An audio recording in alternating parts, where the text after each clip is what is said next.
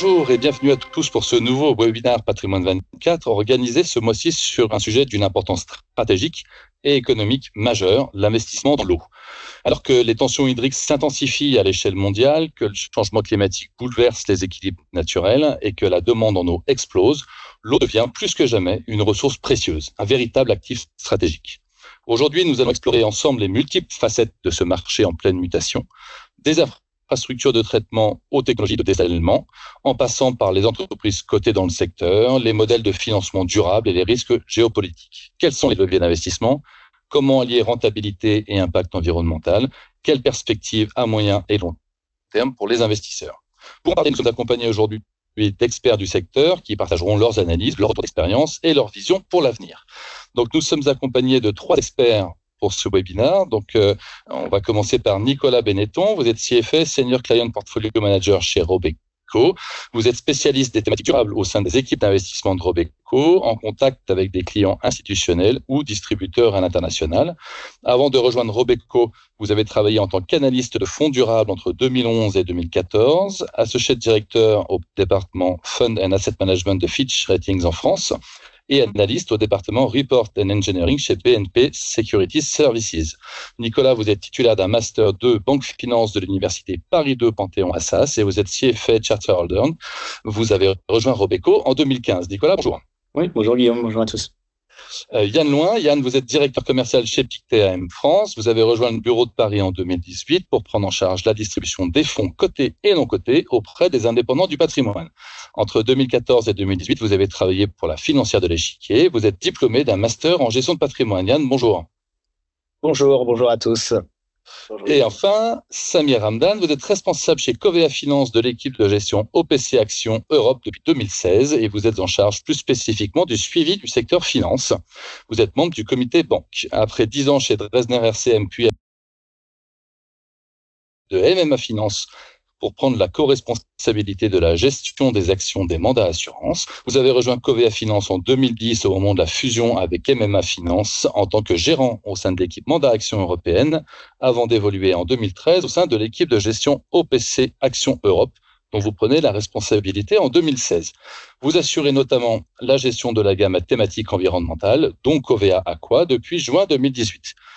Vous êtes titulaire d'un magistère de modélisation appliquée et d'un DSS Banque Finance Assurance en 98 au sein de l'Université Paris 10. Samir, bonjour. Bonjour et merci de cette invitation. Eh bien, merci à tous les trois d'être à nos côtés. On va, sans plus attendre, commencer à échanger autour de cette thématique de l'eau. Donc, peut-être, Samir, pour démarrer, concrètement, pourriez-vous nous indiquer quelle est la problématique autour de l'eau? Est-ce qu'on a quelques chiffres à nous livrer sur ce sujet? Je vais essayer d'être très concis. Quelques chiffres pour appréhender la situation. Notre Terre est composée à 70% d'eau, principalement salée. L'eau douce ne concerne que 2% de cette ressource que l'on trouve soit dans le réseau, soit dans les cours d'eau. Et c'est pourquoi c'est un enjeu et que je vais vous décrire très précisément. En fait, on constate qu'il y a 2 problématiques principales. La première, c'est l'accès à l'eau. La deuxième, c'est l'assainissement des ressources en eau usée. L'accès à l'eau. Selon l'ONU, l'Organisation des Nations Unies, un chiffre qui a été très frappant, on constate qu'il y a 2 milliards de personnes qui vivent dans une situation de manque d'eau. Ça correspond à 30% de la population mondiale. Et ces populations sont soumises à un stress hydrique. Le stress hydrique, qu'est-ce que c'est? C'est une situation dans laquelle on a des populations qui ont des besoins qui sont supérieurs à la quantité d'eau disponible. Le deuxième problème, c'est que la qualité de l'eau ne permet pas de fournir de l'eau en quantité suffisante parce qu'elle est polluée, parce qu'elle est saumâtre ou parce qu'elle n'est pas assez disponible. Donc ça, c'était la partie accès à l'eau. Et on constate qu'avoir de l'eau courante, comme on l'a dans nos foyers, est un luxe que beaucoup de personnes dans le monde ne peuvent pas se permettre. L'ONU prévoit ou prédit que ce stress hydrique qui concerne 30% de la population devrait arriver à 40% en 2030. Donc 30% actuellement, 40% en 2030. L'autre enjeu, c'est le retraitement des eaux usées. Autre chiffre, 3 milliards de personnes, 45% de la population mondiale, n'ont pas accès à des installations d'assainissement fiables. C'est-à-dire qu'il n'y a pas d'égout, il n'y a pas de capacité de retraitement ou dépollution des eaux usées pour en limiter le gaspillage. Et je pense qu'avec ces chiffres, on comprend bien l'accès à l'eau et l'enjeu que pour présenter à l'eau les populations, mais aussi les industries au global.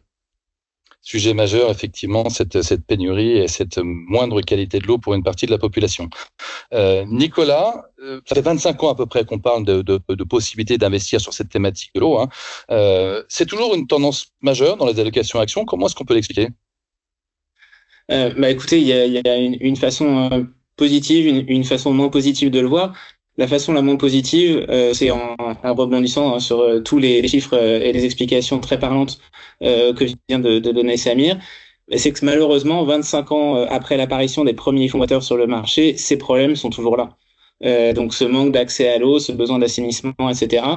Donc c'est un problème qui n'est pas réglé, qui n'est pas prêt de se régler. La façon plus positive de le voir d'un point de vue d'investisseur, c'est qu'on y peut quelque chose.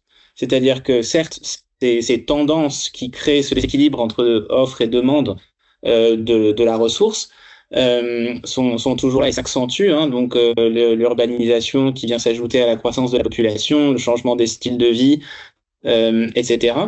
Mais c'est aussi que la façon positive de le voir, c'est aussi que les besoins d'investissement sont pérennes, sont toujours là, et eux aussi vont croissant, et que donc ça offre des opportunités d'investissement sur la plupart du temps des technologies qui sont assez éprouvées, mais qui aussi offrent un accès à l'innovation dans une certaine mesure. On donnera sûrement quelques exemples plus tard.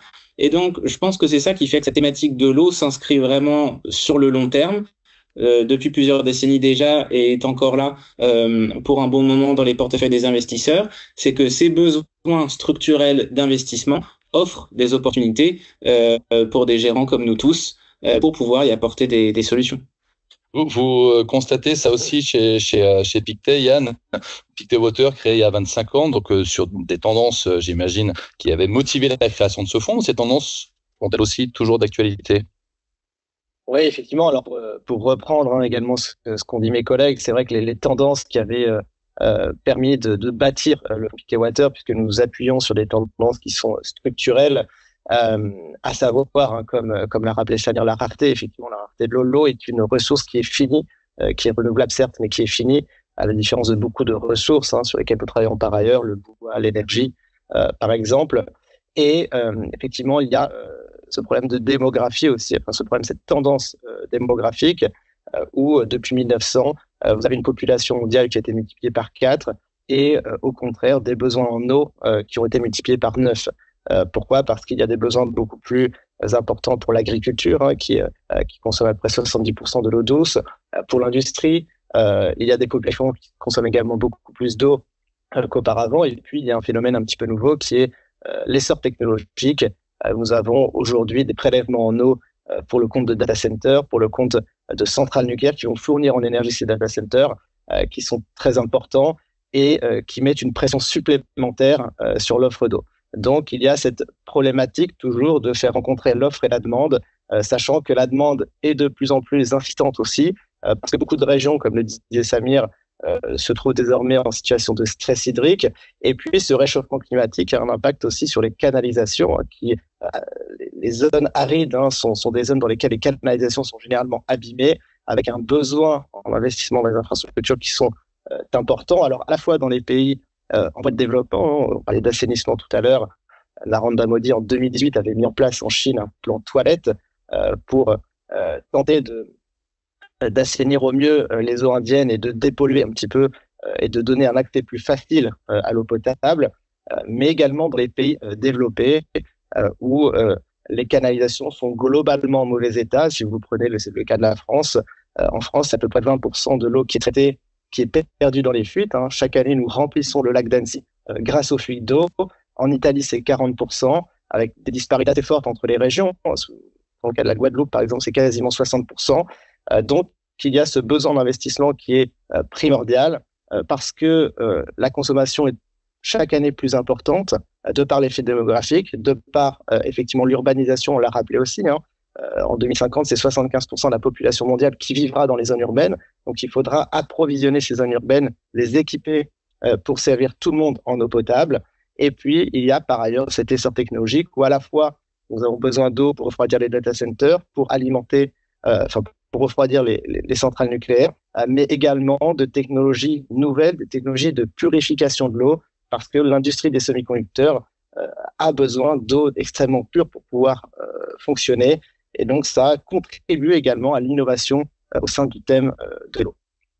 Samir, chez Covea Finance, vous confirmez vous aussi que cette thématique a une place particulière et va en avoir une dans le temps aussi?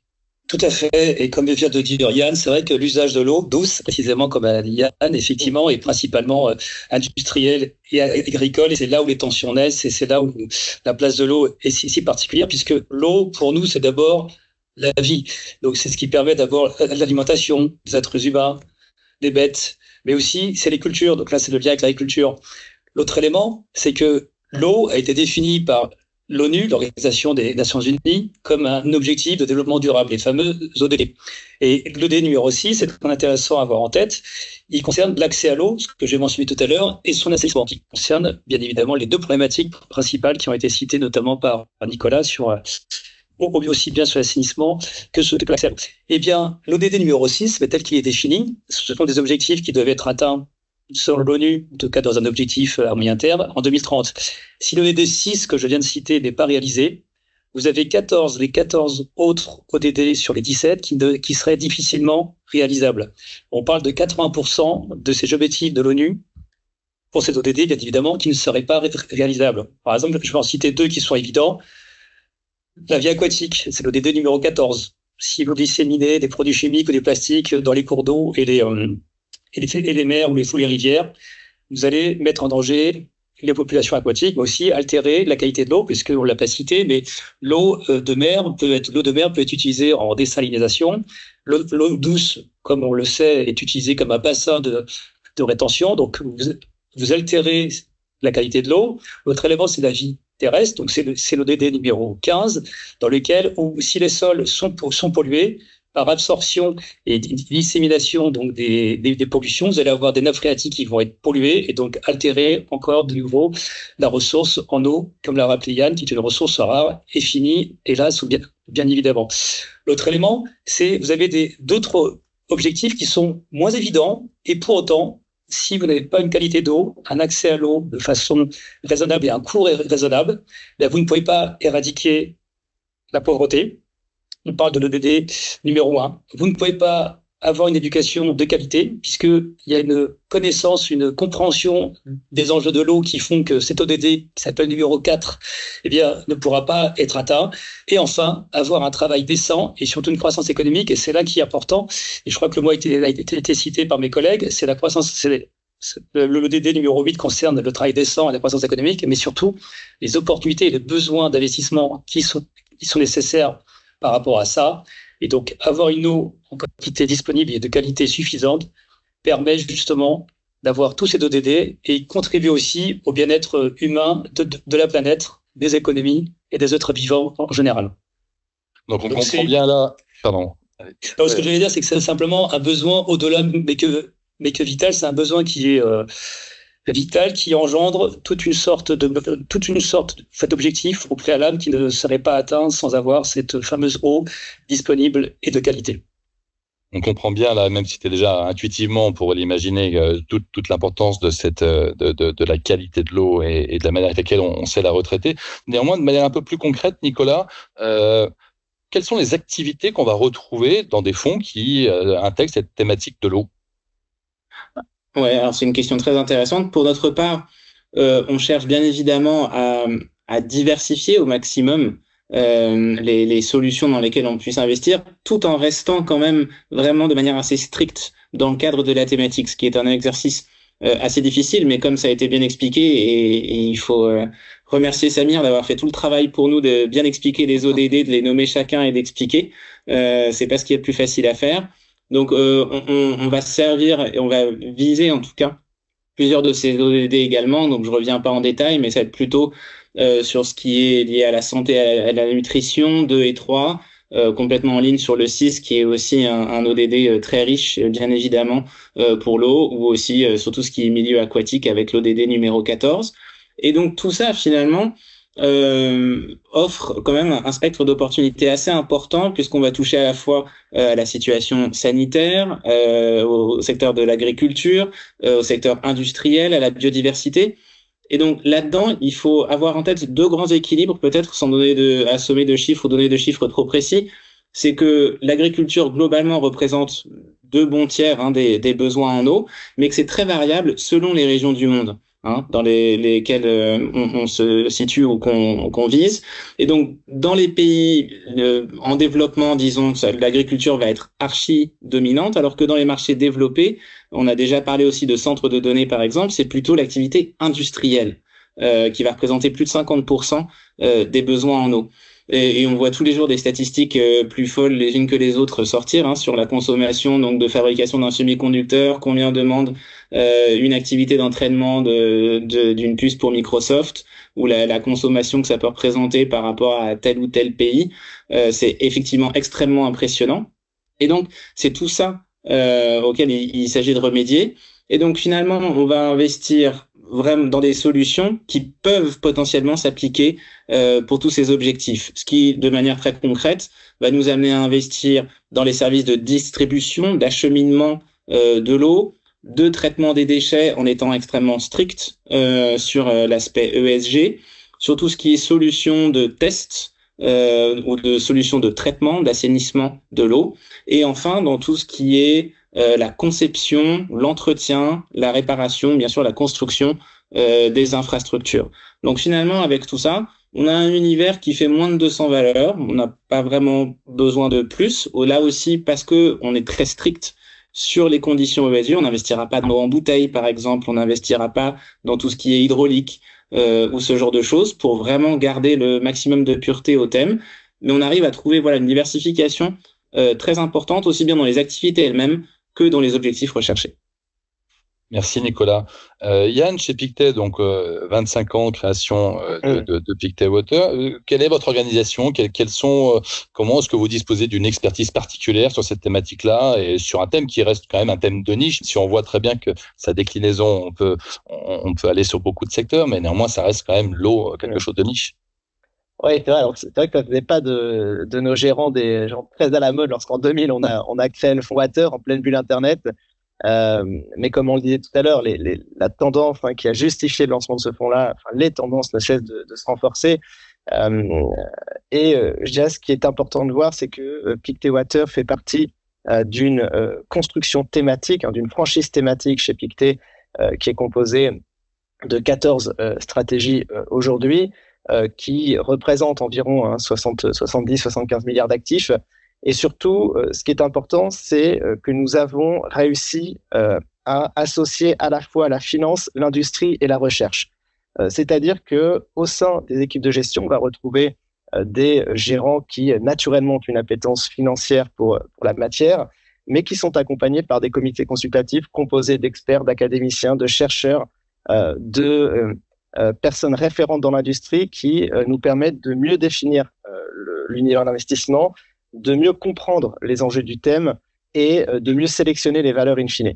Donc ça, c'est quelque chose de très important. Et puis, nous avons également associé la recherche, c'est-à-dire que nous avons mis en place des partenariats scientifiques avec l'Université d'Oxford, avec l'Institut de résidence de Stockholm.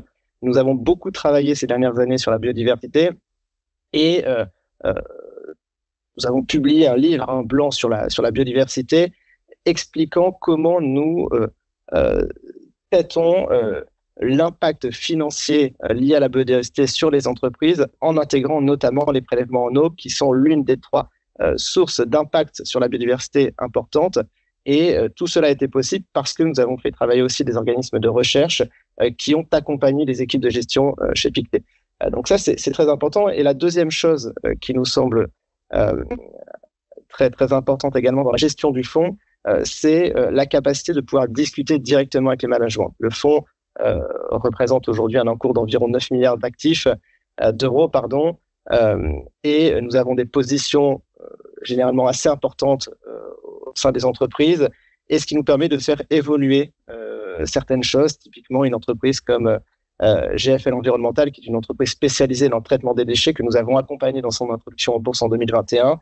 Eh bien, nous l'avons invité, pour ne pas dire contrainte, à modifier son organisation, modifier son management pour s'adapter un petit peu mieux au marché coté, chose qui a été faite, et l'entreprise qui fait partie du portefeuille, qui est l'une des principales lignes du portefeuille aujourd'hui, a toujours un discount en termes de valorisation par rapport à ses concurrents, mais nous pensons que cet accompagnement peut leur permettre également de regagner des parts de marché et d'être mieux valorisés à l'avenir. Donc, c'est quelque chose qui est très important.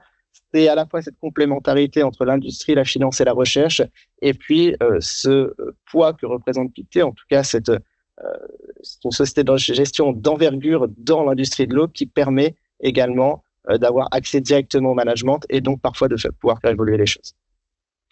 Merci Yann. Samir, chez Covea, donc le fonds Covea Aqua, vous aussi, ce coût, l'usage de l'eau, les sujets de retraitement sont des sujets majeurs à l'avenir évidemment. C'est ce qui vous a amené à créer un fonds sur cette thématique-là aussi? Oui, tout à fait. Alors, je vais juste reprendre un chiffre qu'a cité effectivement Yann, pardon, c'est Nicolas, excusez-moi. Oui, l'usage est principalement agricole et industriel. Et effectivement, je voulais juste vous citer ce chiffre, 3000 litres d'eau pour fabriquer un jean. Ça, c'est les chiffres qui sortent d'une marque de jean très connue. Voilà, que ce soit pour la culture du coton, le tissage ou la teinture. Et donc, et un deuxième chiffre que je veux citer avant de parler de Covea Finance, c'est les besoins en eau qui ont été estimés toujours par l'ONU. Entre 2016 et 2030, il faut 1700 milliards de dollars d'investissement pour 140 pays à niveau faible et intermédiaire de revenus. C'est 115 milliards de dollars par an. Bien évidemment, c'est 140 pays et ça n'inclut pas, comme les chiffres qui ont été cités par Nicolas, c'était Yann qui a cité les chiffres des fuites d'eau en France et en Italie, c'est bien ça, je crois, et que ça pouvait atteindre des sommes ou des volumes démentiels. Voilà. Chez Covea Finance, nous, on a lancé le fonds Covea Aqua en 2018. Et les thématiques d'investissement reprennent les principales problématiques qui ont été reprises auparavant. À savoir, la première, c'est un accès à l'eau et celles qui ont un usage efficient. Donc, on va avoir des sociétés d'environnement, mais celles aussi qui sont engagées dans une trajectoire de réduction de cette ressource. On peut citer des brasseurs ou des gens qui sont vraiment engagés dans cette direction. L'autre élément, et c'est ça qui est très important, c'est la réduction des pollutions. Et donc, c'est comment vous retraitez les eaux usées, comment vous réduisez vos rejets polluants, parce qu'en fait, il est aussi primordial de moins prélever la ressource que de moins la polluer aussi. Et donc, du coup, les deux approches permettent d'avoir une approche équilibrée parce que, sectoriellement parlant, ou dans le positionnement du fonds, on va avoir peut-être beaucoup de valeurs qui sont issues de l'industrie, des matériaux et aussi des services aux collectivités, et d'acheter ou de consacrer du temps à des acteurs qui consomment moins de ressources ou qui limitent le rejet polluant permet d'ouvrir le portefeuille sur d'autres acteurs qui ne sont pas directement dans la thématique de l'eau, mais qui contribuent à une meilleure préservation de cette ressource. L'autre élément, et c'est ce qui caractérise Aqua, et effectivement, mes deux concurrents ont de très très belles propositions à faire. Ce qu'on offre, nous, chez Covea, c'est un fonds à dominante européenne, puisque l'ensemble ou la plupart des fonds sont plutôt globaux et on a choisi chez Covea d'avoir une approche plutôt européenne. Notre univers d'investissement est un peu plus réduit, on est plutôt sur une centaine de valeurs puisque effectivement on concentre notre regard sur l'environnement européen. L'autre élément, c'est la singularité sur laquelle on essaye de jouer, c'est sur les enjeux environnementaux et surtout de souveraineté. Et on a vu que très récemment, il y a eu plusieurs épisodes, le Covid, l'invasion en Ukraine, et on s'est rendu compte, plutôt les gouvernants comme les décideurs, les enjeux de souveraineté et de dépendance sont devenus essentiels. C'est pour ça que nous, on pense que la réduction des dépendances vis-à-vis de l'extérieur, dans des secteurs clés comme l'énergie ou les technologies vertes, par exemple, permet de réduire la dépendance de l'Europe et surtout de renforcer son autonomie stratégique vis-à-vis du reste du monde. Et on voit que très récemment, on est tous témoins des soubresauts liés donc aux barrières douanières, ce que ça peut provoquer en termes d'indépendance et surtout de trajectoire d'investissement et de sérénité des investissements chez les décideurs politiques et industriels. C'est pour ça qu'on pense qu'il faudrait investir en Europe. Covea Aqua est labellisé ISR et est PEable depuis sa création. Il appartient à une gamme à thématique environnementale où vous retrouvez Terra, qui lui se spécialise sur l'économie circulaire et la préservation des ressources. L'autre fonds de cette gamme, c'est Solis, qui lui accompagne la transition énergétique. Et pour conclure, sur notre gamme, on pense que chez Covea, ces fonds permettent aussi, au-delà des thématiques d'investissement qu'on vient de vous décrire, permettent de répondre à ces enjeux de souveraineté qui sont pour nous très importants. Donc un fonds, plus que si on a peut-être d'autres différences, parce que la différence principale peut-être avec mais je laisserai Yann et Nicolas le confirmer, vous une prédominance européenne sur Covea Aqua. Nicolas, ça a été évoqué par Samir, on est dans une période sur laquelle il y a un peu de volatilité sur les marchés pour X et Y raisons. Est-ce que, on en parlait un petit peu en préparant ce webinaire, est-ce que vous pouvez considérer que finalement investir dans l'eau, ça peut constituer une sorte de refuge pour les investisseurs? Est-ce que ce mot refuge peut être entendable et utilisé? Alors, il peut être utilisé, mais c'est vrai avec d'énormes précautions. Parce que les investissements dans les thématiques de l'eau, même s'il peut y avoir quelques différences de les aborder, comme on vient de l'évoquer, offrent une diversification, mais restent une thématique de long terme, et donc qui peut être malgré tout sujette aux soubresauts des marchés actions. Comme on l'a connu à plusieurs reprises, donc ces dernières années, on est en ce moment en train de connaître une période de turbulence dont personne ne sait vraiment combien de temps elle va durer. On a connu aussi le Covid qui a eu un impact assez important sur le renouvellement des équipements dans la santé, des équipements industriels, etc. Ce qui a provoqué des à-coups dans les bilans des entreprises. Et donc, je dirais oui, on peut considérer de tels investissements comme un refuge dans le sens où on va avoir tendance à investir dans des sociétés de qualité supérieure par rapport à un benchmark global, donc avec des comptes plus stables, c'est-à-dire des profits, des générations de flux de trésorerie qui sont relativement stables, mais qui peuvent aussi passer inaperçus de temps en temps, parce que les marchés ont plutôt tendance à se concentrer sur ce qui va monter ou ce qui va baisser immédiatement, alors que quand on suit, comme dans la thématique de l'eau, plus un cycle long, un cycle d'investissement en infrastructure, d'investissement industriel qui investissent donc dans le temps long, eh ben, on peut avoir tendance de temps en temps à être un peu laissé de côté et puis à revenir ensuite en grâce quand on s'aperçoit que ce type de valeur peut devenir appréciable effectivement. Donc c'est quelque chose malgré tout qu'il faut bien garder en tête quand on parle, et je pense que c'est le cas pour nous trois, de fonds water, on parle de fonds actions à liquidité quotidienne, donc qui sont investis sur les marchés financiers tous les jours avec des achats et des ventes, donc qui peuvent être soumis aussi à une volatilité assez importante. Mais la beauté de l'investissement thématique, c'est aussi d'être capable d'offrir dans une certaine mesure, je le précise bien, une certaine décorrélation de ces situations macroéconomiques de court terme, en comptant justement sur ces méga tendances qu'on a évoquées tout à l'heure, démographiques, climatiques. Et donc, il faut chercher à comprendre ce qui va porter la croissance de la thématique et des valeurs sélectionnées sur le moyen terme, disons.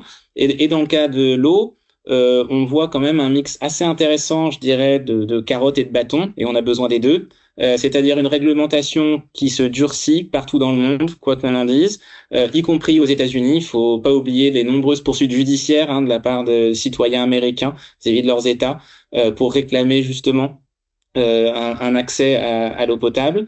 On a aussi des initiatives intéressantes aux États-Unis aussi, on n'en parle pas assez, puisque tout le monde se concentre évidemment sur les panneaux solaires, sur les voitures électriques, sur les data centers, et c'est très important, et l'eau a un rôle très important à jouer dans le refroidissement de ces derniers. Mais dans les infrastructures de base liées à l'eau, il ne faut pas oublier les investissements aussi de la précédente administration qui sont préservés, qui sont toujours là, et qui vont bénéficier également aux entreprises présentes en portefeuille. Donc, voilà, la thématique de l'eau peut reposer sur des ressorts de croissance moyen terme solides, mais c'est vrai que c'est tout un travail de recherche, de gestion de portefeuille, d'aller détecter ces opportunités et de les saisir. Donc parlons plutôt de décorrélation que de refuge alors peut-être. Décorrélation relative. Voilà, c'est ça. Yann, un petit back forward. Pictet Water, ça fait 25 ans. Les perspectives pour les prochaines 25 années, c'est quoi chez Pictet sur ce fonds? Je dirais que les tendances restent les mêmes. Encore une fois, continuent de se renforcer. Il y a des phénomènes de plus en plus impactants, avec surtout des phénomènes d'entraînement que nous commençons seulement à constater. Un exemple, par exemple, la pollution. La pollution est présente partout, que ce soit la pollution plastique. Nous commençons seulement à comprendre les impacts sanitaires de la pollution nanoplastique, microplastique. qui sont aussi des éponges à polluants qui traversent les océans, qui pourront demain éventuellement être à l'origine de nouvelles épidémies. Faut oublier qu'il y a quelques semaines, nous avons retrouvé des polluants plastiques issus de Fukushima sur les côtes américaines avec des bactéries qui n'avaient jamais été traitées auparavant. Donc, ça peut être un phénomène. La pollution, elle est de toutes sortes. Pollution chimique, pollution via l'eutrophisation, Samir en parlait tout à l'heure, le rejet des sédiments par l'agriculture ou par l'industrie dans les rivières qui entraîne ce phénomène de propagation des algues et donc qui étouffe quelque part la vie sous-marine. C'est aussi un sujet à constater qui ne cesse de grandir. Donc effectivement, les tendances sont renforcées. La tendance technologique, on n'arrêtera pas l'essor technologique dans les 6 ou 10 prochaines années, c'est-à-dire que les data centers vont continuer de se construire. Si vous prenez le plus grand data center au monde aujourd'hui, qui est le data center Colossus, en propriété de XAI, donc de la galaxie Musk, c'est un data center qui assemble aujourd'hui 100 000 processeurs NVIDIA. Ce data center a vocation à doubler de taille tous les ans. Et à partir du moment où ces data centers sont par nature hydrovores, on sait que la consommation, que les prélèvements en eau seront eux aussi exponentiels. Donc, il faudra répondre à cette demande-là. Amazon s'est déjà engagé à être neutre en eau en 2030. C'est la première fois qu'une entreprise s'engage à être neutre en eau avec un horizon défini. Donc, on sent bien que c'est un sujet prioritaire pour les entreprises. Et puis, autre tendance à laquelle nous sommes confrontés, le réchauffement climatique, ça a déjà un impact en termes de géopolitique aujourd'hui. Beaucoup de pays sont en conflit en raison de la distribution d'eau ou de partage des eaux d'un fleuve. Prenons l'exemple des États-Unis. Le conflit avec le Canada est né aussi du partage des eaux du fleuve Columbia. Depuis 2024, le Canada demande à renégocier le traité du fleuve Columbia qui avait été signé en 1964, je crois, pour un meilleur partage des eaux avec les États-Unis, avec un meilleur bénéfice énergétique au profit du Canada. Et ça a été source de conflit initialement entre les États-Unis et le Canada, et c'est aussi la source de la problématique énergétique entre les deux pays. De l'autre côté de la frontière américaine, le corridor sec qui touche le Mexique, les États-Unis financent des infrastructures au Mexique pour éviter des migrations aux États-Unis de la population mexicaine qui n'est plus en mesure de rester sur place parce que stress hydrique et parce que difficulté d'approvisionnement en eau potable. Donc il y a déjà des impacts politiques et géopolitiques qui sont importants, qui ne vont cesser de grandir dans les années à venir, ce qui explique aussi un retour quelque part de l'impérialisme un petit peu partout dans le monde. Et c'est des phénomènes qu'il faudra prendre en considération dans nos réflexions. Effectivement, il y a ces plans qui ont été validés par l'administration Biden, un plan de 55 milliards de dollars qui avait été validé avant que Trump n'arrive au pouvoir, et puis avec déjà des allocations qui ont été faites, donc qui vont continuer d'alimenter les stratégies sur lesquelles nous travaillons, les segments sur lesquels nous travaillons, avec toujours cette répartition entre la gestion des déchets, qui sont les premières pollutions de l'eau, la pollution des sols et la première pollution de l'eau. Je crois que la statistique, c'est un camion benne toutes les minutes qui est déversé dans les océans actuellement. Et puis, cette problématique des infrastructures qui sont vieillissantes dans les pays développés et qu'il faudra construire dans les pays en développement. Ça a déjà été fait au Brésil, typiquement en 2016, après les JO, et en Chine et en Inde. Et puis, également, cette technologie de l'eau pour mieux repérer les fuites, pour mieux traiter les polluants. On parle beaucoup de PFAS actuellement, ces polluants polyfluorés, perfluorés, qui sont dits éternels. On commence seulement là aussi à découvrir les conséquences sanitaires. Et donc, il y aura tous ces sujets à traiter à l'avenir et qui nécessiteront à la fois de l'innovation, à la fois des capacités industrielles et à la fois des budgets privés et publics. Très bien. Écoutez, on voit bien le côté protéiforme des thématiques qui peuvent être traitées à travers ce sujet qui paraît pourtant clair, qui est celui de l'eau. Merci à vous trois. On va en venir maintenant juste peut-être un dernier petit tour de table pour que vous puissiez nous réindiquer à travers quel fonds ou quelle gamme de fonds on retrouve votre expertise sur le sujet. Samir, vous avez commencé à en parler, mais redites-nous en quelques mots. Voilà, allez-y. Cové Aqua, deux thématiques, accès à l'eau et assainissement des eaux usées, tant par ceux qui permettent l'accès à l'eau et ceux qui ont un usage efficient de la ressource.